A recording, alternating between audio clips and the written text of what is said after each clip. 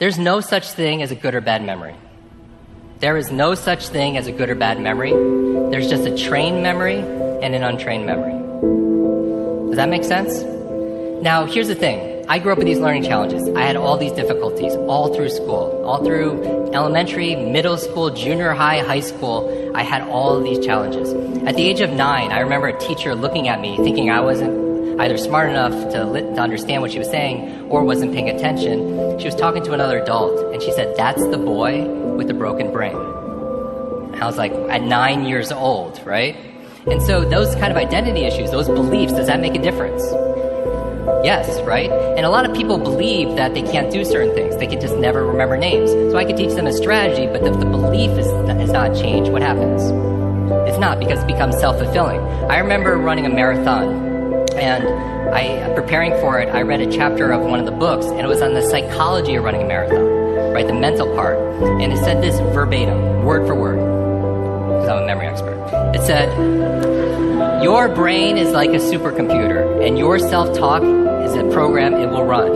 So if you tell yourself you're not good at remembering names, you will not remember the name of the next person you meet because you programmed your supercomputer not to." A lot of people say, "Oh, I have a bad memory," right? They always think, "I have memory," or "I have focus," or "I don't have focus," or "I have creativity," "I don't have creativity." I want you to scrap that. Creativity is not something you have, it's something you do. Focus is not something you have, focus is something you do. Energy is not something you have or don't have, it's something you do. Memory is not something you have, it's something you do. And what's the benefit of turning it into a do, as opposed to something you have? What's the benefit? You have control over it, because you can put it into a process. It becomes a strategy, because there's a strategy for reading faster. There's a strategy for remembering names. There's a strategy for having focus. And it's a verb, not a noun. I'm the why guy. I want to know why you do what you do. What is your motive for action?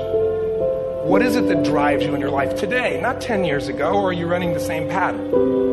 Because I believe that the invisible force of internal drive activated is the most important thing in the world. I'm here because I believe emotion is the force of life. All of us here have great minds. You know, most of us here have great minds, right? I don't know if I'm in the category, but we all know how to think. And with our minds, we can rationalize anything, we can make anything happen. I am one decision away from a totally different marriage, a totally different life, a totally different job, a totally different income, a totally different relationship with my kids. Not like one decision, I'm divorcing you in the marriage example, but one decision on, you know, you could be having a conversation with your spouse and you feel your emotions rise up, and within a tiny window, those emotions can take over and can impact how your marriage goes. Or you can learn how to take control of that micro moment and make a decision to act in a way that actually shifts your marriage.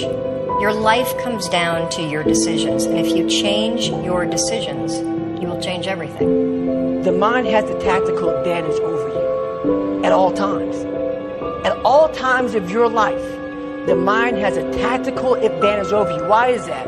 It knows what you're afraid of. It knows your insecurities. It knows your deep, dark lies. And it starts to push you away from that shit. It pushes you in a direction that is comfortable. The mind controls everything. So what I realized was that when I was growing up and I was 300 pounds and I got all fat and I got all insecure, I realized that my mind kept taking me in this direction. When things got uncomfortable for me, when I was facing my insecurities, when I was facing my fears, my mind said, "Oh no, we have a tactical advantage. We need to get you, separate you from this feeling over your life's all about feelings. We want the happy feeling. We don't want that feeling of this sucks. Why am I here?" And you don't have any, so you can't answer those questions, so you leave.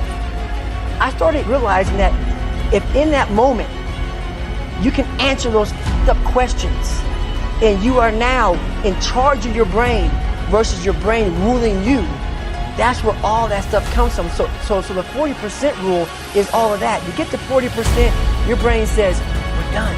Let's roll, man. This is starting to get painful. This is uncomfortable." So you sit down. You have to figure out ways, and everybody's different. That's how the book kind of talks about, like we all have these things about, 5 steps to this and 4 steps to this. It's a lot more than that. That's all bullshit. It's a practice that you have to, it's a habit. So if you know that at 40% I'm feeling pain. At 40% I'm feeling pain.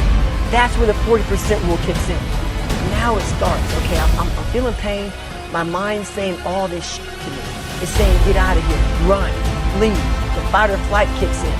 Okay, we're done, we're not good enough. It starts telling you all these things. You start to believe it. Because the mind controls all. This is the time when you have to gain control back in your mind. It's okay. Let me see if I can get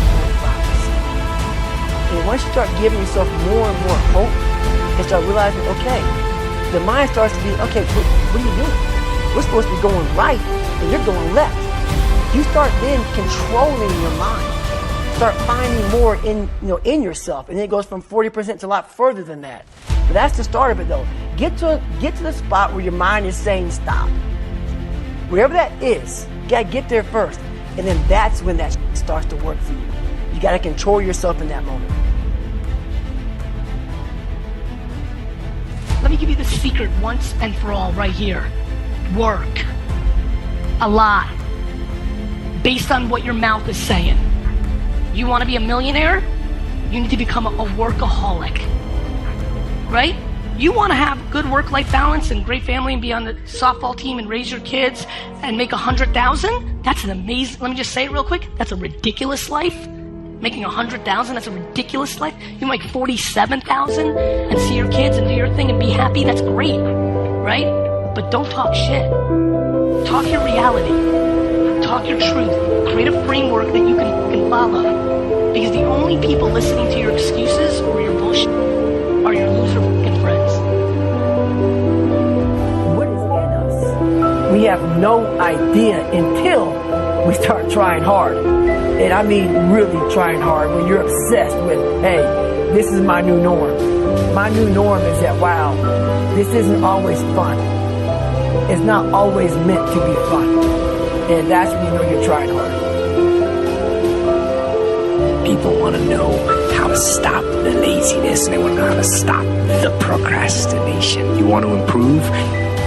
You want to get better?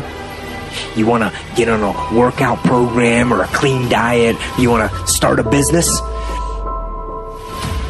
You want to write a book or make a movie or build a house or a computer or put together some mobile application?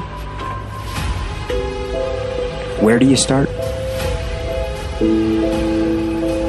You start right here. And when do you start? You start right now. Sometimes your life will be in a slump, just like sports. Some of the best shooters can't hit baskets different times in games. They get in a slump. Do they sit on the sideline and say, I just didn't hit a basket today?